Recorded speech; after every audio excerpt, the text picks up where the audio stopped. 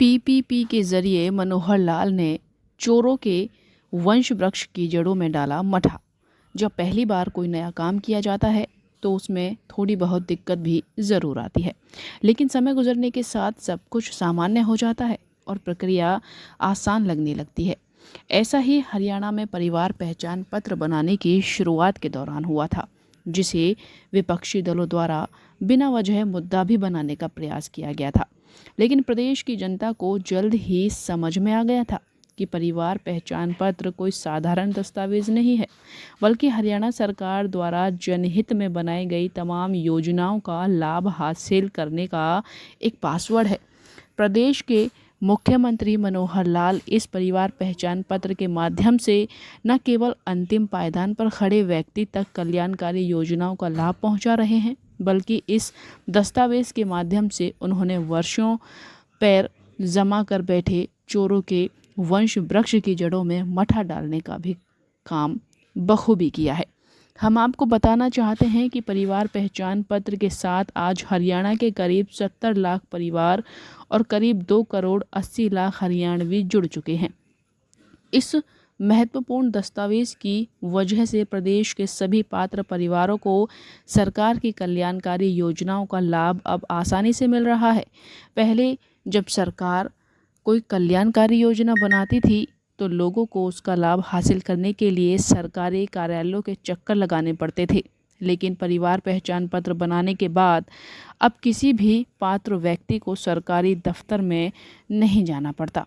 इस दस्तावेज में परिवार द्वारा दिए गए डाटा के माध्यम से योजना बनाने वाले विभाग को पात्र व्यक्ति का पता चल जाता है।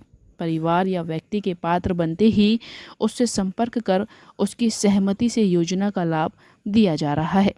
दोस्तों, प्रदेश में ज़रूरतमंदों को लाभ देने के लिए योजनाएं तो वर्षों से बनती आ रही हैं, लेकिन योजनाओं का लाभ ज़रूरतमंद कम और चोर ज़्यादा उठा रहे हैं। गरीबों के लिए बनाए जाने वाली गुलाबी और पीले राशन कार्ड ज़रूरतमंद परिवारों की बजाय लंबी गाड़ियों में घूमने वाले लोगों के बनाए जाते थे। ऐसे में ज़रूरतमंदों को सरकारी योजनाओं का फ़ायदा नहीं मिल पा रहा था। प्रदेश के मुख्यमंत्री मनोहर लाल काफ़ी समय से विचार कर रहे थे कि आखिर चोरों की इस वंश बेल को कैसे नष्ट किया जाए। वर्ष 2019 में परिवार पहचान पत्र बनाने की योजना उन्होंने बनाई। वर्ष 2020 में इस योजना को अमली जाम पहनाने के प्रयास शुरू कर दिए गए और वर्ष 2021 में जैसे ही प्रदेश में परिवार पहचान पत्र बनाने का काम शुरू हुआ तो लाखों चोर चारों खाने चित हो गई। दोस्तों, हुआ यूं कि मुख्यमंत्री मनोहर लाल ने सभी तरह की सरकारी कामकाज के लिए परिवार पहचान पत्र पूरी तरह अनिवार्य कर दिया है।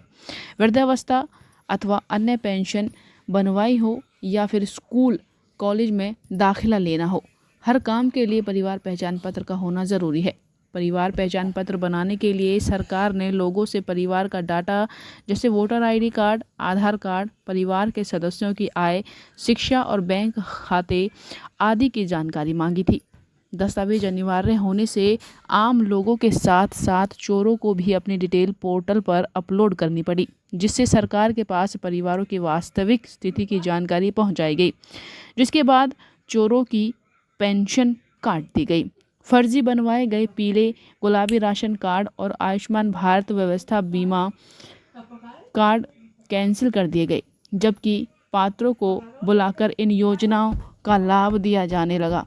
परिवार पहचान पत्र से शुरुआती दौर में वास्तविक पात्र व्यक्ति अथवा परिवारों को भी परेशानियों का सामना करना पड़ा था। यह परेशानी पोर्टल की वजह से नहीं, बल्कि उनके द्वारा गलत जानकारी दिए जाने से या फिर सीएससी सेंटर्स के डाटा ऑपरेटर द्वारा गलती से गलत डाटा अपलोड करने के कारण हुई थी। ऐसे में अनेक पात्र व्यक्तियों और परिवारों की पेंशन अथवा अन्य सुविधाएं रुक गई थीं, लेकिन यह स्थायी नहीं थी। पोर्टल में इन त्रुटियों को दूर करने का प्रावधान मौजूद है।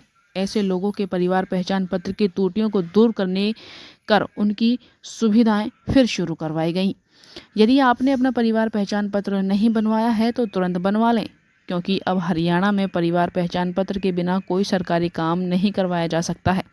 इससे बनवाने की प्रक्रिया बेहद सरल है। इसके लिए आप अपने नज़दीकी CSC सेंटर पर अपना वोटर ID कार्ड, आधार कार्ड, परिवार के सदस्यों का ब्यौरा और बैंक की पासबुक लेकर जाएं। यह दस्तावेज पोर्टल पर अपलोड होने के बाद आप जैसे ही सत्यापन के लिए हस्ताक्षर करेंगे, आपका परिवार पहचान पत्र बनकर तैयार हो जाएगा।